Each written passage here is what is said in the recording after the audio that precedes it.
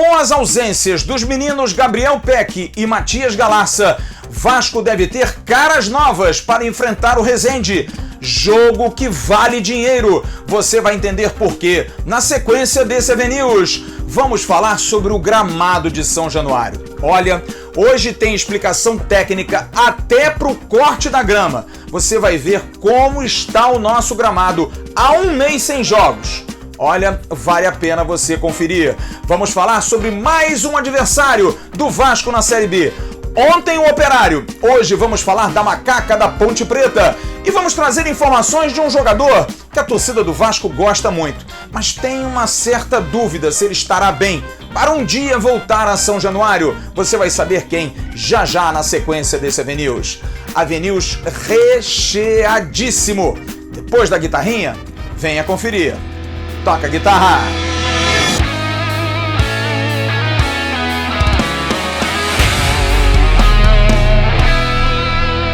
Que tal ganhar até R$4.000 por mês fazendo um trabalho limpo, um trabalho direto, em casa, online, sem nenhum risco?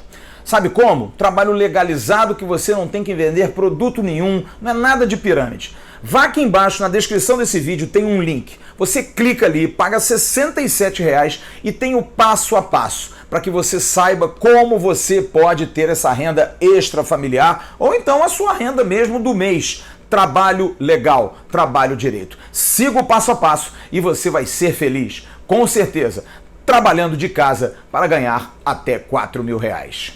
Curta lá! Alô, turma! Grande abraço, um abraço gigante a todos vocês ligados no canal Atenção Vascaínos. Nessa quinta-feira, dia 22 de abril de 2021, está entrando no ar o nosso AV News, o nosso vídeo de toda noite, que você curte tanto. Dê o like nesse vídeo, pegue o link, espalhe pelos seus grupos aí de WhatsApp, de Telegram, de Facebook. Avise que o AV News está entrando no ar e hoje recheado com muitas notícias. A começar por mais um dia de treinamentos. A gente tem que falar do dia a dia do Vasco. Tem jogo sábado contra o Resende. E olha, esse jogo de sábado pode parecer um jogo sem nenhum tipo de perspectiva, um jogo desmotivante, mas não é não, hein? Por um detalhezinho. Claro, o Vasco está fora da disputa da Taça Guanabara, está eliminado. Mas precisa estar numa boa classificação no final do campeonato estadual para poder ter mais grana no ano que vem. Eu explico. Lembra que o Vasco ano passado ficou em 7º lugar no Campeonato Carioca? Sim. Classificado para a Copa do Brasil, o Vasco sempre estará. Os 4 grandes do Rio de Janeiro, por regulamento, estão sempre na Copa do Brasil. Não há nenhum tipo de risco do Vasco ficar fora da Copa do Brasil. Mas o que pesa é a questão de grana. Lembra que na primeira fase o Vasco ficou num grupo alternativo, recebendo menos dinheiro, porque ficou em 7º lugar no ano passado. Esse ano o jogo é importante, porque se o Vasco perder por Resende, pode até ficar de fora da Taça Rio, do quadrangular aí, do 5º ao 8º. Se por um acaso o Nova Iguaçu e o Botafogo vencerem, de repente o Vasco dança, o Resende pula e passa o Vasco.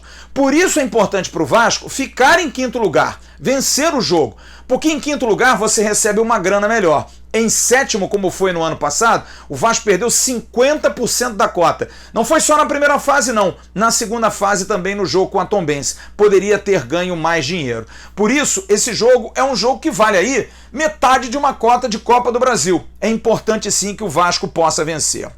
E olha, os novatos que foram contratados, os jogadores que recém vieram para o Vasco, devem todos jogar, menos Marquinhos Gabriel. Marquinhos Gabriel está com muitas dores musculares, está fazendo uma recuperação em função de muita minutagem de jogo, está fora da partida. Zeca, fominha, como disse o Alexandre Pássaro, talvez possa ficar de fora, até porque Riquelme, também colocado na coletiva pelo Pássaro como um jogador que vai ser observado, pode ser titular na lateral esquerda. No entanto, Vanderlei é certo, até porque Lucão está fora. Morato também deve jogar e Hernando também devem jogar. Esses jogadores podem jogar. E aí a dúvida, sem Matias Galarça e Gabriel Peck, jogadores que estão fora, jogadores que estão descansando. A gente vai falar sobre isso no segundo bloco. Sem esses jogadores, abre brecha para que outros possam jogar.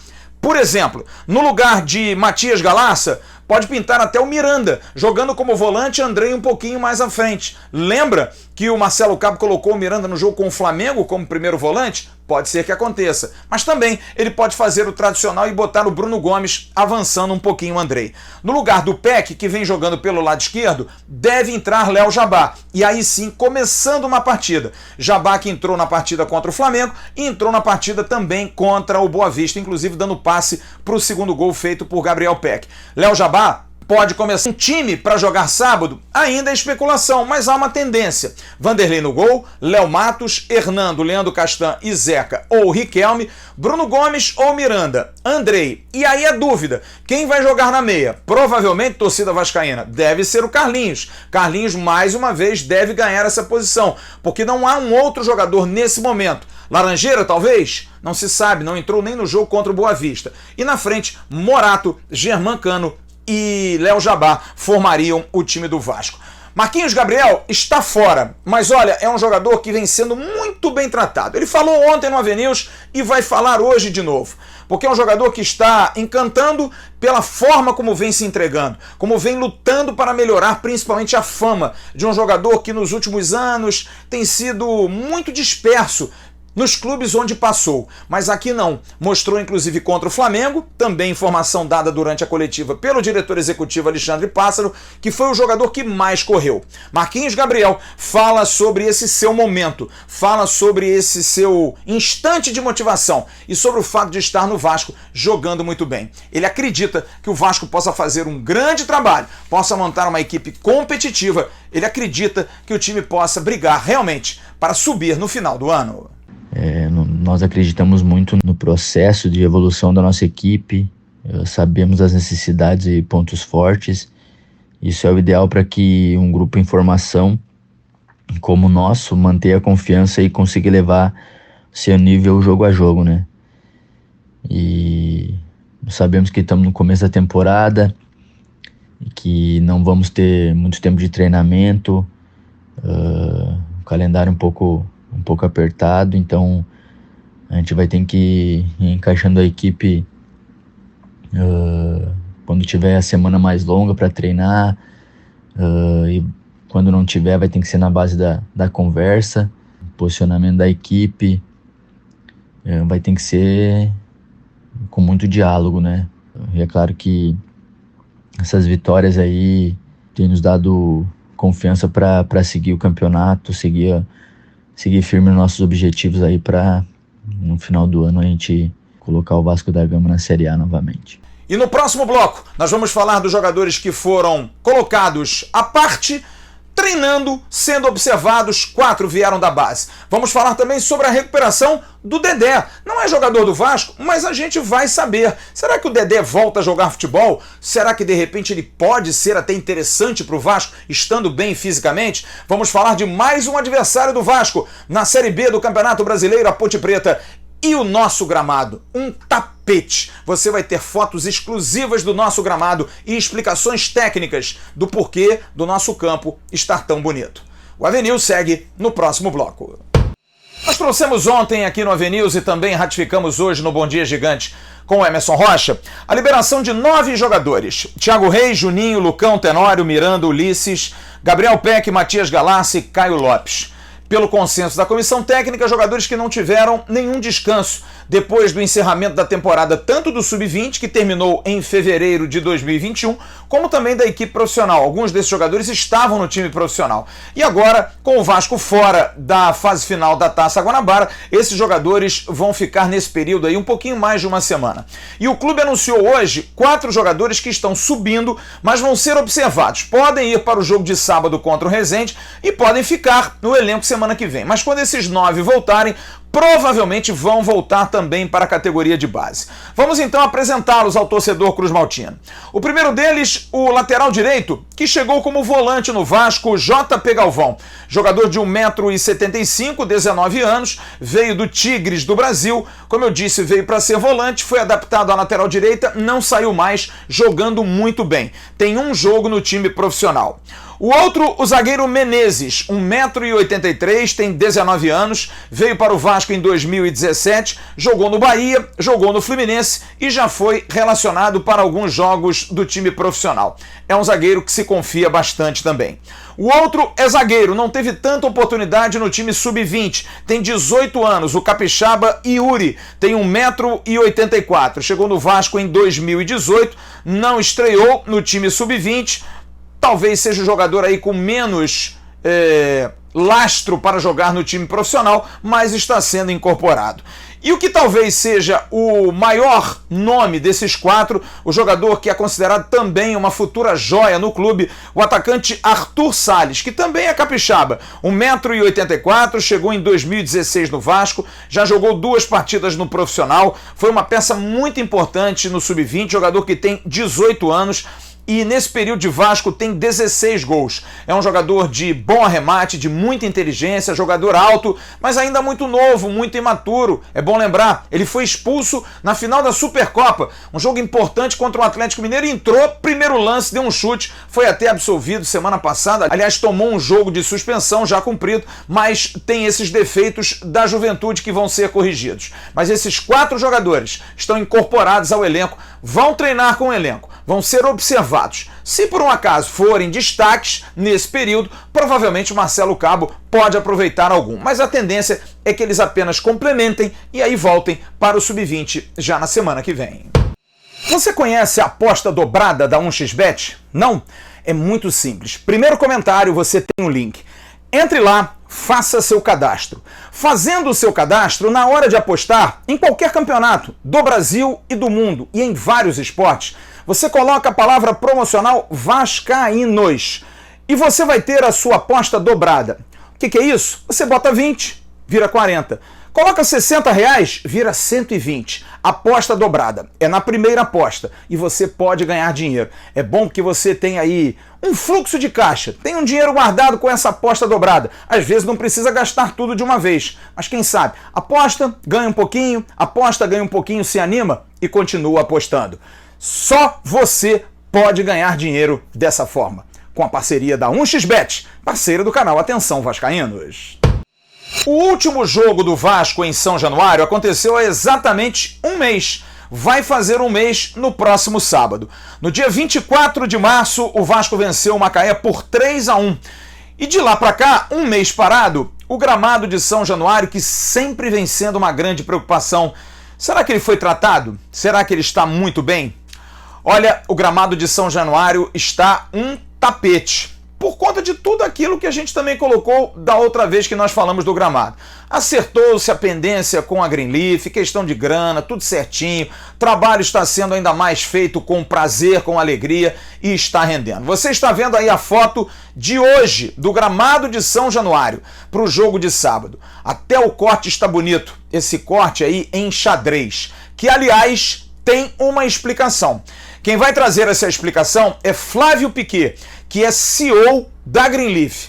Aliás, o nome não é estranho, né? Flávio Piquet é primo de Nelson Piquet, grande piloto de Fórmula 1 brasileiro, grande vascaíno. Flávio Piquet é primo de Nelson. E o Flávio nos fala do porquê desse corte e também de todas as técnicas que envolvem esse gramado de São Januário, que voltou a estar um tapete. Flávio, esse corte, na verdade, é uma solicitação, geralmente, das federações, que seja um corte de lateral a lateral, que facilita a visibilidade dos impedimentos pelo bandeirinha.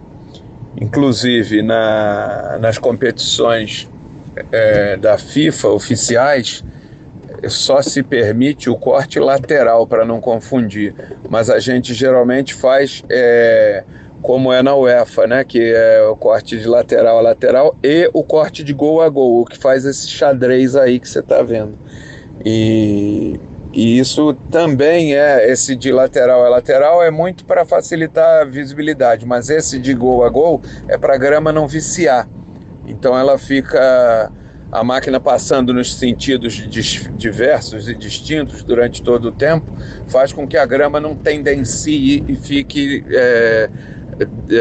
deitada, entendeu? O agrônomo da Greenleaf, Luiz Felipe, me mandou um texto colocando exatamente todo o tratamento técnico que foi dado ao gramado de São Januário. E você vai ver novas fotos do gramado e também a explicação técnica daquilo que foi feito para que o gramado da nossa casa, que ontem completou 94 anos, esteja de primeira. Vamos então saber o que fala Luiz Felipe, agrônomo da Greenleaf, a respeito dessa melhoria substancial no gramado de São Januário. O período sem jogos oficiais no estádio de São Januário foi fundamental para a execução do plano de revitalização do gramado para o decorrer da temporada. Foram realizados cortes verticais para a remoção do excesso de material vegetativo e nova rebrota do gramado, rebaixamento da altura de corte da grama para uniformizar toda a superfície, aplicação de areia em cobertura para beneficiar o micronivelamento do campo, descompactação do solo para favorecer o desenvolvimento do sistema radicular e maior conforto no pisoteio dos atletas, pulverizações e adubações consecutivas para a retomada do crescimento e melhor coloração da grama.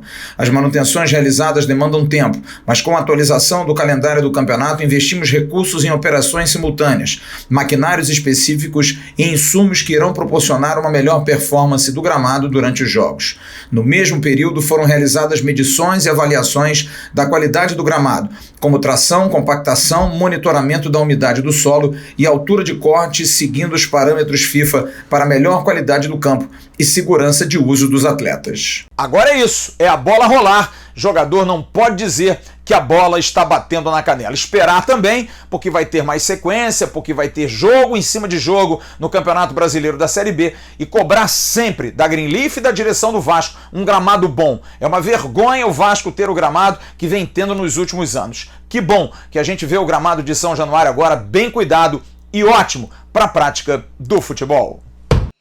Hoje eu resolvi correr atrás de uma informação para saber como está Dedé.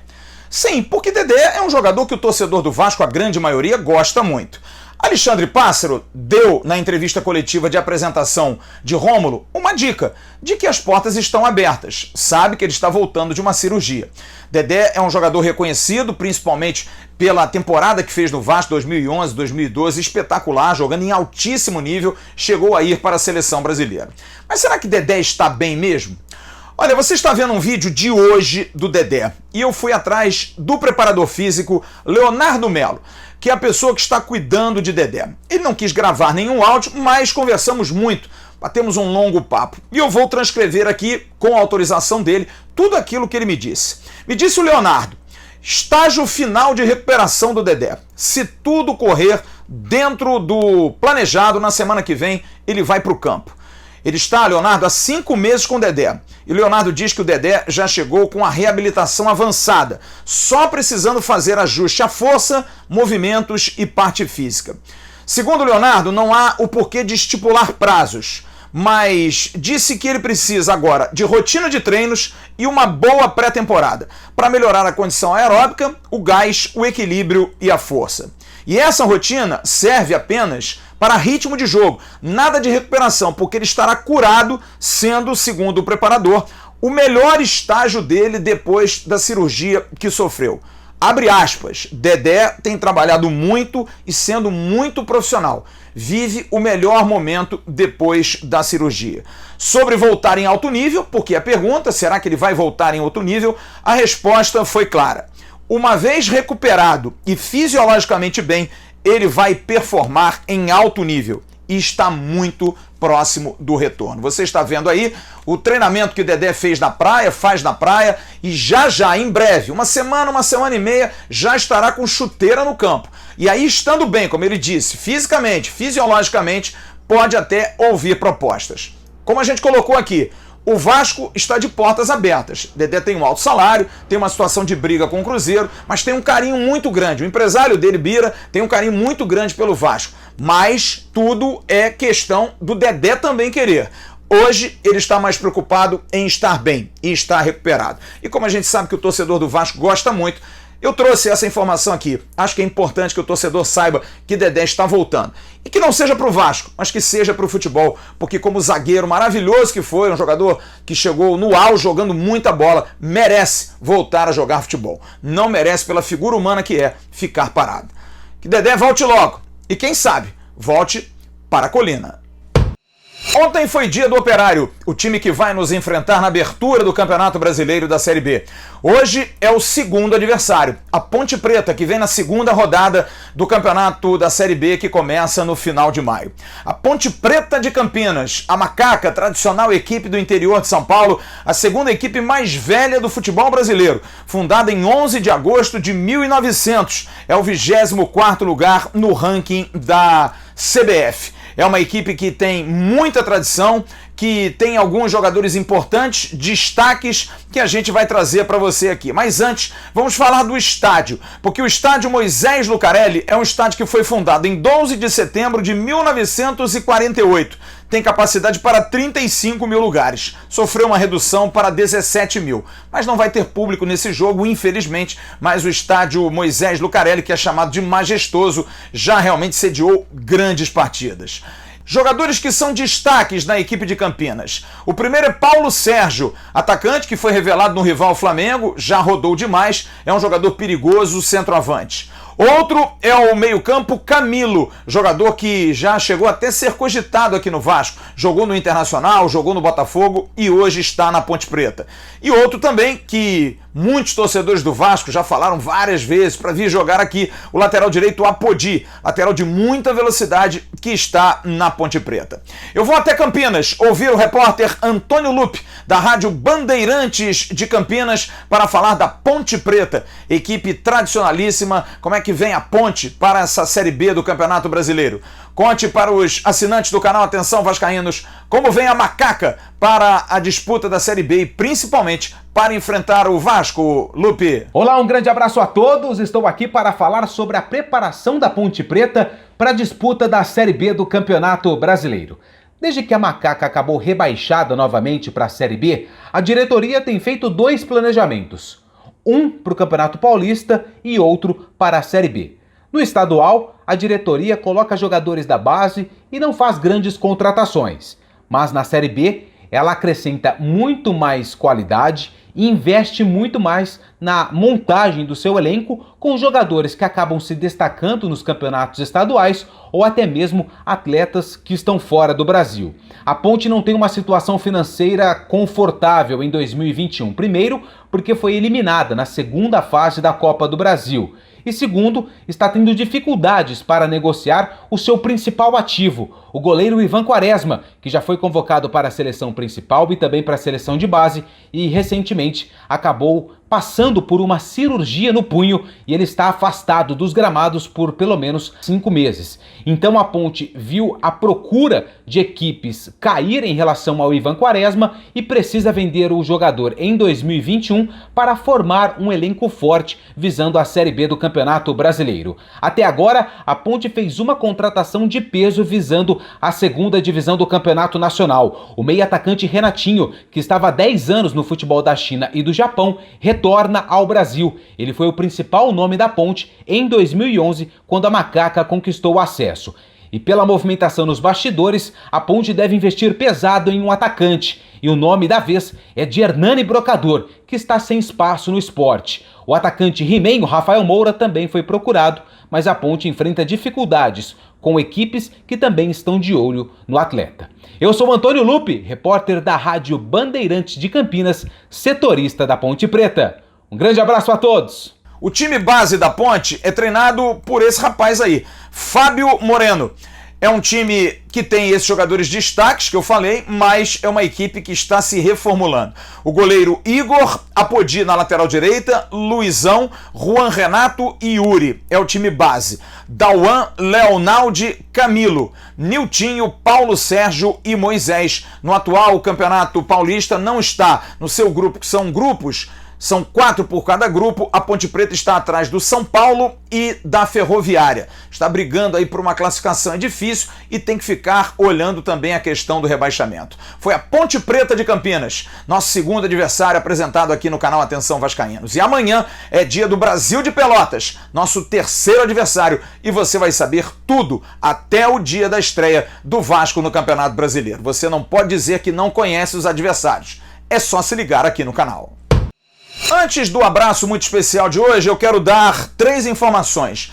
Não se esqueçam, hein? Amanhã a gente tem o sorteio às 2 horas da tarde na CBF TV, o sorteio da Copa do Brasil, que vai indicar o adversário do Vasco na próxima fase da competição, dias 2 e 9 de junho. Também será feito o sorteio do mando de campo, podendo jogar no Rio, podendo jogar fora. Amanhã, 2 horas da tarde, o Vasco podendo pegar aí o Bragantino, pegar o Remo, Vitória. São 16 equipes. Qualquer uma pode cair do colo do Vasco da Gama, até o Boa Vista, com quem o Vasco empatou no último domingo. Vamos esperar amanhã às 2 horas da tarde.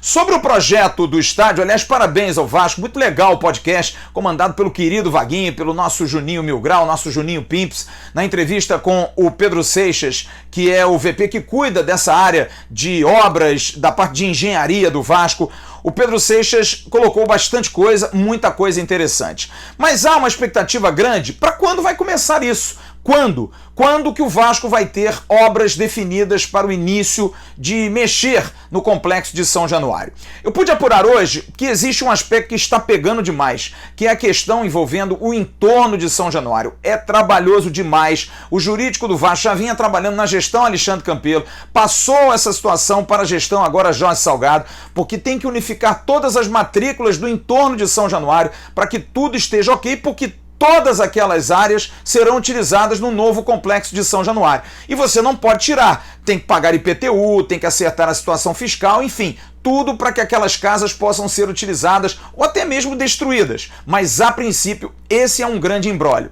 Questão de investidores, reuniões em cima de reuniões, muitas negociações em mesa para que investidores e talvez um grande investidor possa bancar tudo isso, pagar de repente todas essas contas do entorno, colocar tudo zerado para entrar já como um grande investidor. O Vasco já está na licitação do Maracanã, já fez essa solicitação ao governo do estado, está prestes a fazer a mudança de boa parte da administração para o centro da cidade, deixando o São Januário ali à parte para fazer a obra. Então vamos esperar, porque a pessoa que hoje eu conversei dentro do Vasco me disse o seguinte: esse ano sai coisa.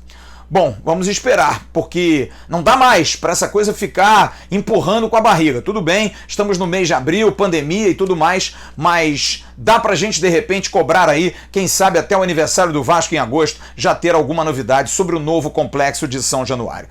E uma mosquinha, tá? É zum, zum, zum, nada confirmado. O Vasco está devendo 2 meses de salários a funcionários e também a jogadores, que talvez amanhã possa pingar alguma coisa. Mosquinha de dentro do clube, que às vezes liga, às vezes passa uma mensagem, de repente amanhã pode pintar algum pagamento e a gente vai estar em cima.